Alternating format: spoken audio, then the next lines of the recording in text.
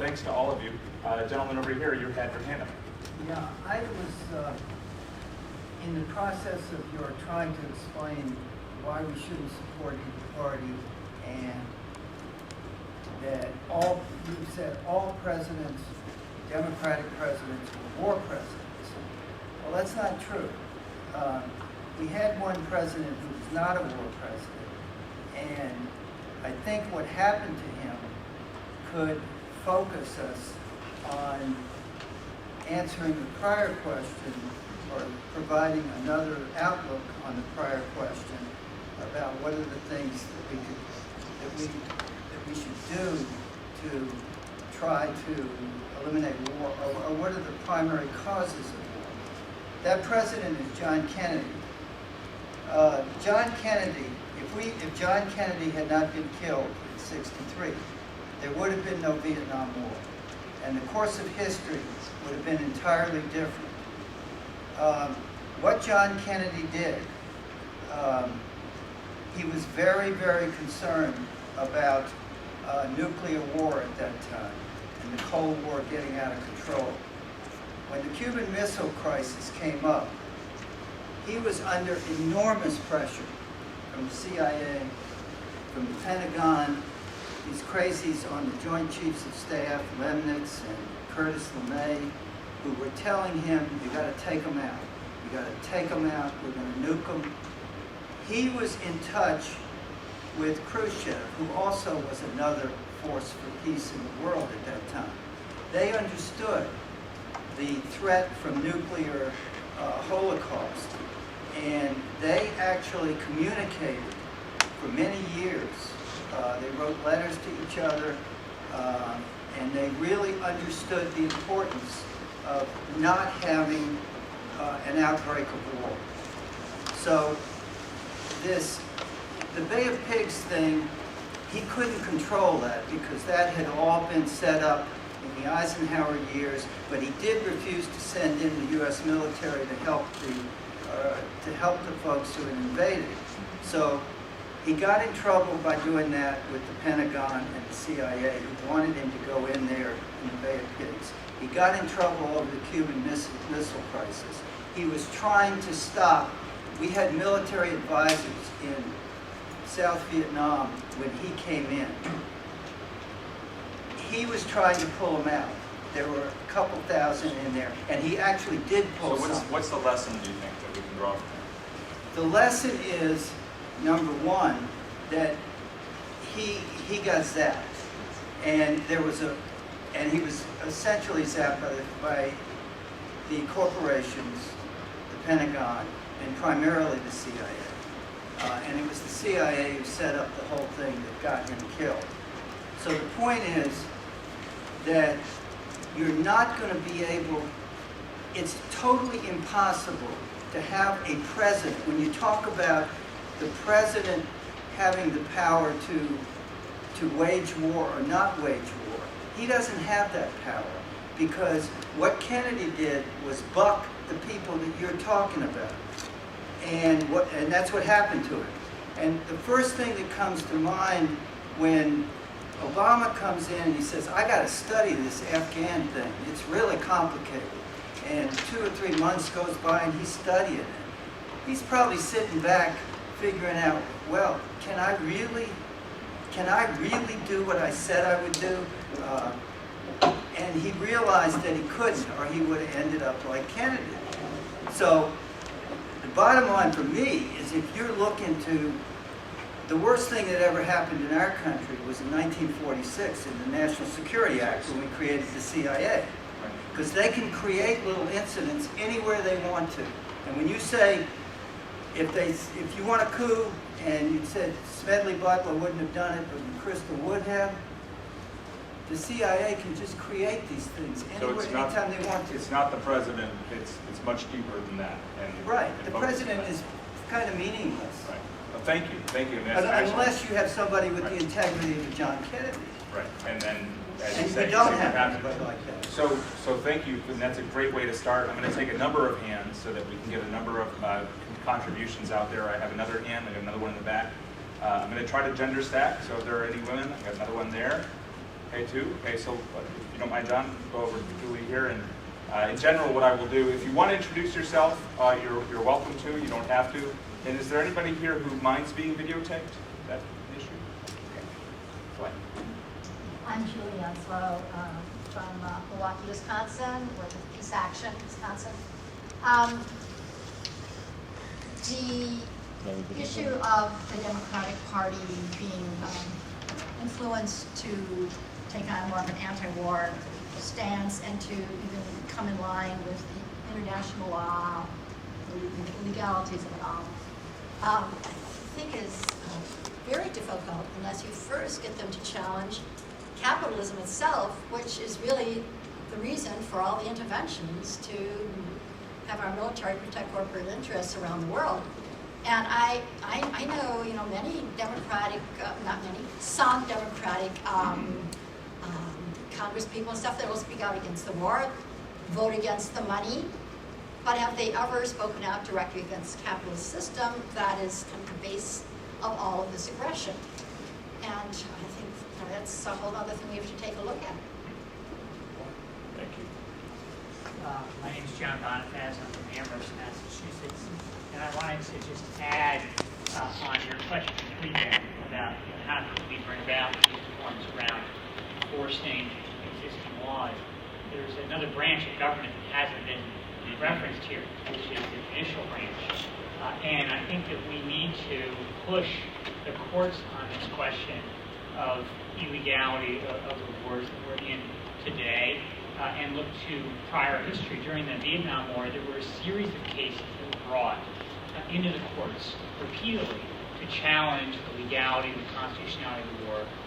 And I think we need that with respect to both the war in Iraq and the war in Afghanistan. And the courts, traditionally, by and large, defer to the executive branch on this when it comes to a foreign policy matter. But from a constitutional perspective, they've been wrong on that. And there have been instances where there have been courageous rulings at the lower court level. And I'll just give one example of this, which is there was an effort to stop the illegal bombing of Cambodia. And there was a district court ruling issued, an injunction issued by a district court judge, federal district court judge, to stop that bombing. It went up to the U.S. Supreme Court ultimately. There was an effort to get a stay of that injunction ruling to keep the bombing going. And Justice Marshall initially did not agree. He was the Thurgood Marshall. To be clear, it was the justice who was approached on this to try and keep the injunction there. He did not issue the stay. And then the litigants did a very unusual thing. They shopped around for another justice, and they found Justice Douglas. This was in the summer time, and he found him on his porch out in Washington State. He issued the stay, and technically the bombing should have stopped right then and there. Justice Marshall was so angry that Justice Douglas was countering what he had done that he telephonically called all the other justices and immediately got it overruled. It's the one, in my view, very unfortunate part of the history of Thurgood Marshall's otherwise amazing history on the court and prior to that. But it is the case that we've seen dissenting expressions from the courts in the past, and we need to pressure them again to do that. Thank you. And just so people know, John is going to be on a panel tomorrow in discussion that is taking place at 10 a.m. It's titled Revolution 2010, Building a Democracy Movement in the United States. We'll have various other excellent panelists there as well, including representative from social movements in Venezuela, Caitlin Saposi-Belknap from Democracy Unlimited of Humboldt County and Move to Amend, and Matt Nelson, and I think I'm forgetting we have one or two others too. I'm moderating, so if you like my moderation, what we're doing here, then come back and join us tomorrow. Well, I'm much more interested in listening than talking. I wanted to hand out some things, though, some of which are pro-progressive Democrats of America. But this is a little booklet that John Hewer, sitting over there, put together with some good, useful websites at the bottom, including David's, I think Libertree's on there, PDA, about the connection between war and accountability, holding the war criminals, the last and current war criminals accountable. This is a list of sessions that PDA is involved with coming up. And this goes to the, I think several people mentioned corporate control, maybe Kevin the most. This is a sample resolution, municipal resolution, modeled on the one that just passed in Berkeley, California, about limiting corporate control in municipal affairs. Thank you so much. Friend in the back there. My name is Gregory Vickery. I'm an independent consultant in Alaska, Tennessee. And first I want to say thanks to Kevin for speaking out so forthrightly regarding electoral politics and electoral strategy. I think that's a key component to any sort of organizing. It's an inherent element to whatever our activism, whatever issues we choose to activate around. I don't think we can work hard 364 days of the year on a particular issue that we all care about, for instance, stopping the corporatist wars, and then go into the voting booth and end up voting for John Kerry's rule. That is the personal problem that I have with progressive Democrats in America, because I think they do a very good job of activating folks around specific issues that a lot of us care about, civil care, being one, the war, looking to stop in Afghanistan and Iraq occupations as well. Sorry. But at the end of the day, they also condone block voting for Democrats.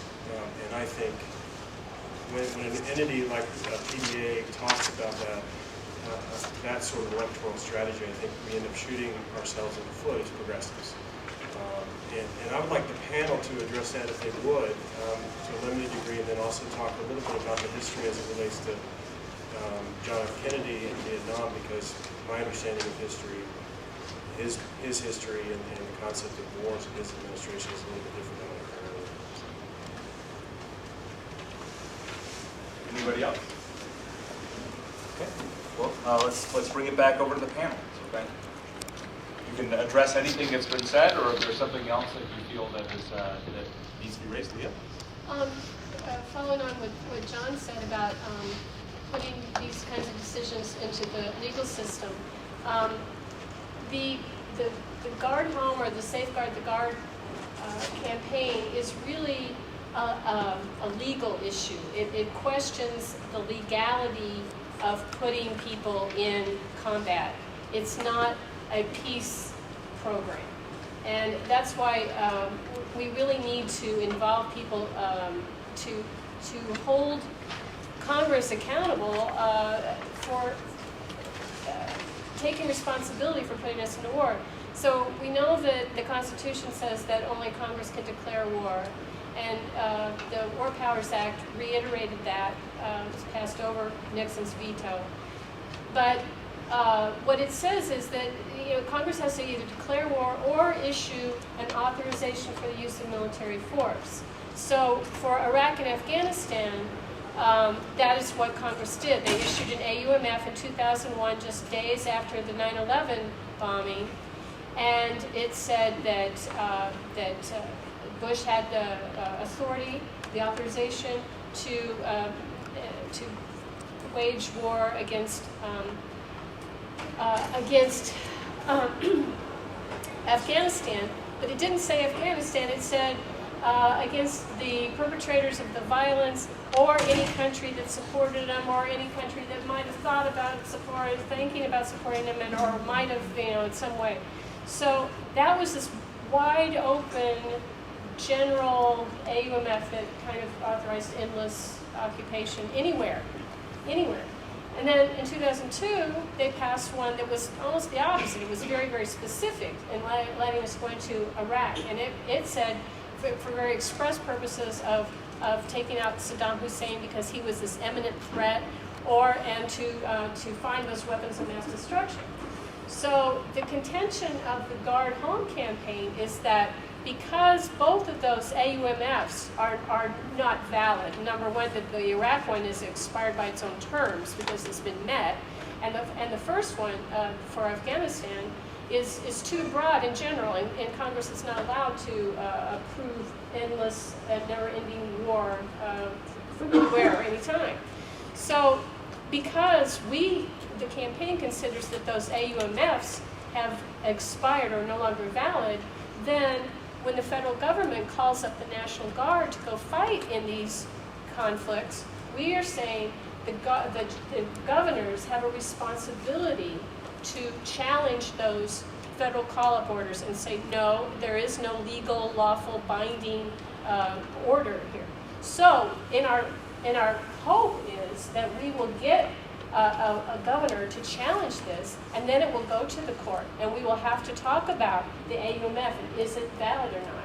And what I don't understand, and maybe I'm just not as well informed about this as I thought that the AUMF said that the president has to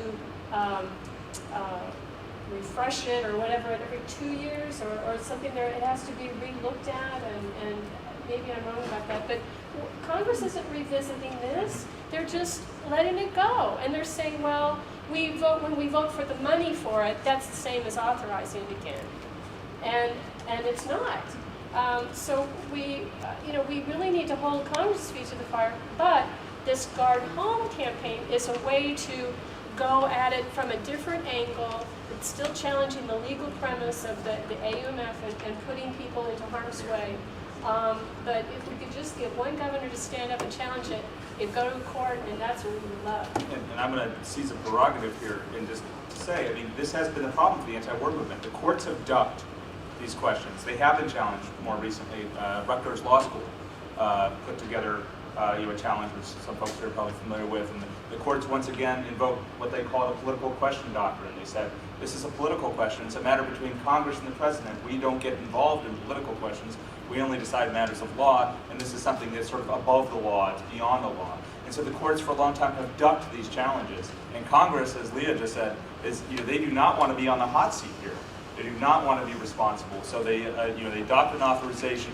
The 2002 authorization of the use of military force in Iraq is much more specific. There were some victories there. There were some members of Congress who were able to put some very specific directives in terms of that authorization. Said the mission is to remove Saddam Hussein, eliminate the threat of WMDs in Iraq. But they have certainly not wanted to follow up with that. At least the leadership hasn't. And so this strategy does operate at the state level. And just to let people know, there have been a number of states which have gone pretty far with this campaign. Vermont, the lower chamber in Vermont, the majority of the members of that chamber have signed on as sponsors for the legislation that's been offered by Representative Michael Fisher there. The Democratic Party leadership in the state does not want it to go to a vote, and he is fighting them on it. In Oregon, the same thing happened. Leah's campaign was an incredible grassroots campaign with hundreds of people at marches and thousands of people statewide organizing around the state. They managed to get a majority, again, of the lower chamber to come on board and support, and the party leadership refused to allow a vote. So they are gearing up in both states for another round. In Wisconsin, we had hearings. We were able to bring it to hearings. We came within one vote of getting it out of committee. Just one vote, and we're gearing up for next time around. In Maryland, they've had hearings. So there are a number of states where this is moving forward, and it is going to be a long-term campaign. It's probably worth pointing out that when we started AfterDowningStreet.org, in fact, the reason we started AfterDowningStreet.org was that John Boniface looked at the authorization from 2002 and said this actually required that the president submit a report to Congress explaining the justifications for going into Iraq, and he did, and it's chock full of lies. So there are a number of ways in which this is not a legitimate authorization to use military force. But if I could just reply briefly, there have been a lot of topics that have come up. On the question of John F. Kennedy, there's a very recent book called something like John F. Kennedy and the Unspeakable. Are you familiar? Yeah. I mean, this is the... Like James Douglas. And Jim Douglas. Yes, this is Jim Douglas, if people didn't hear. This is, I think, the most persuasive case I've seen, and I am entirely persuaded that in fact, as the gentleman described, Kennedy was moving against the war, and this is what got him killed. But I don't think that, not that you suggested this or anyone has, but many people do, I don't think that this history provides any sort of excuse for our current president not to do what he legally and morally has to do. If you're going to take a job that involves risking your life, and you're going to send tens of thousands of young people to kill and risk their lives every day, you damn well better be willing to risk your life for something worth risking it for. And so there's no excuse for someone like President Obama or any other president not to do what they should do. And he doesn't have to say, I am hereby ending the war. All he has to say is, I'm putting the war powers back in Congress. I think it would be appropriate for Congress to decide whether to reauthorize these endless wars or not. And I'm going to, and honestly follow through on that, I'm going to allow them to freely hold that vote. I think this question of the judicial branch playing a role is a good one, but as you know, and maybe even on this panel, we have far more lawyers in the country than peace activists, so go lawyers, where are you? I mean, we have, Vince Bugliosi has laid out a strategy, many people have laid out detailed strategies, and some of them have got to be acceptable to some lawyers, and we know that they are, for how any prosecutor, any local prosecutor, almost anywhere in the country could challenge these wars. We haven't found a single prosecutor with a single ounce of decency in him or her in this country. We should continue trying. It's like holding the lantern and searching for the honest guy in Athens. It's a struggle, but some of us aren't lawyers, so we don't. We're ready to help, mobilize and support and do PR, but somebody's got to make it happen. The powers that are missing from the legislative branch that we haven't really talked much about are the powers of impeachment and the power of subpoena. And they're both gone now, to the point where we cannot even subpoena war criminals. And every scandal that comes out of Afghanistan and Iraq, nobody is called into Congress because Congress can't call anybody in anymore. And we can talk about how that happened and how we fix it, but the power of subpoena was an important one when it existed. Lieberman has it, but he's not a Democrat. And finally, on this question of voting for the Democrats, I think you go with the Voters for Peace rule. You do not vote for anyone who funds the wars, and you're set. You want George? You want to say something? No, that's good. Commenting on some of the things that have been said, the Kennedy experience, I think that the lesson from Kennedy is, you're right, one president can't do it. It takes an independent political movement demanding it. There was the support for, if there was real opposition to war, if we had a movement that could demand that, then President Obama would get in front of the parade. He didn't get in front of that parade when he ran for office. So when you said he would do what he promised to do, it's not what he promised to escalate Afghanistan. He promised to attack Pakistan. He promised to expand the Pentagon. His promise us in Iraq was not, he said he's going to end the war. He's going to leave 50,000 troops and 50,000 mercenaries and call it the end of the war. So he's doing what he promised. So the parade he got in front of was not our parade. And that's because we have not formed the independent political movement that can hold him accountable. As far as our friends in Congress who are progressive Democrats, members of the Progressive Caucus, yeah, some of them will vote for us, but when it comes down to it, the Progressive Caucus always provides enough votes for the corporate leaders to get what they want. Always. They come from districts, mainly urban districts, that oppose war in high numbers, that oppose corporatism, and they want to vote with their representative, their people. And so they'll make sure there's just enough votes so that the Hoyers, Pelosi's, Obamas, Reeds of the world get what they want. But and then the rest of them can satisfy their voters. The way that the Whig Party was destroyed was the equivalent of the Progressive Caucus left the Whig Party over abolition. When we can get the Progressive Caucus to say we can no longer stomach this corporate war party, we're going to go independent, we will have either destroyed the Democratic Party or moved them to become a People's Party. And that's what it's going to take. And we're not going to get progressive Democrats to do that until we have an independent political and electoral movement demanding it. And so that's our job still. I work with PDA on lots of issues. I like Tim Carpenter personally. I mean, so it's not, I don't consider him the enemy, but I think their strategy is flawed.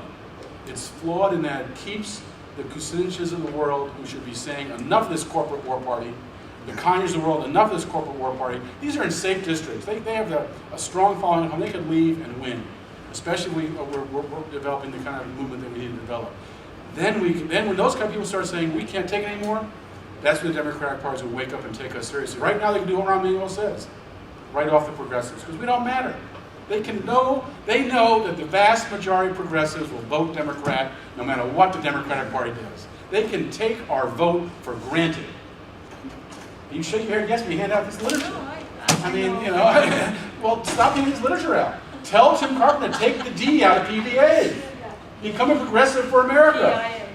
Become a progressive for America. Well, of course, That's what we need, and that is what has to happen. Until I say killing either one of the corporate parties needs to die off. I still think that. I think our best bet is Democrats, because we are more aligned with the Kuciniches of the world and can pull them to a progressive, independent electoral effort that's supported by an independent movement than we can pull Republicans. And so that's the party that can be moved.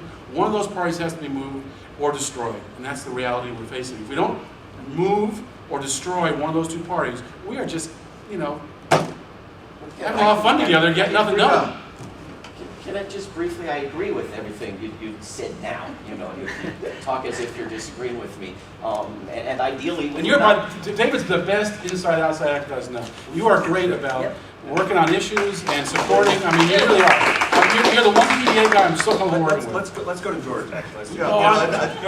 This is a rich conversation. Yeah, and I want to get on this conversation. I didn't expect to come into a political conversation like this.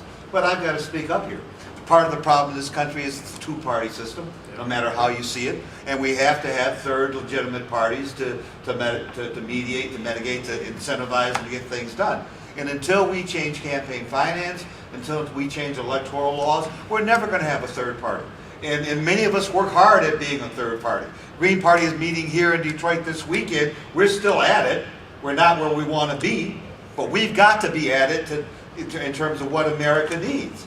And this discussion in terms of PDA, again, I work on a nonpartisan basis, and through coalition I work with PDA. But at the same time, there's a whole other area of political change that has to happen to legitimize our government and our representation, and that has to do with legitimate third party. And people say, well, we don't have one. We got Greens. Yeah, we got Greens. We're not where we want to be, but we're trying hard to get there. And part of the problem is capitalism. And part of the problem is campaign finance.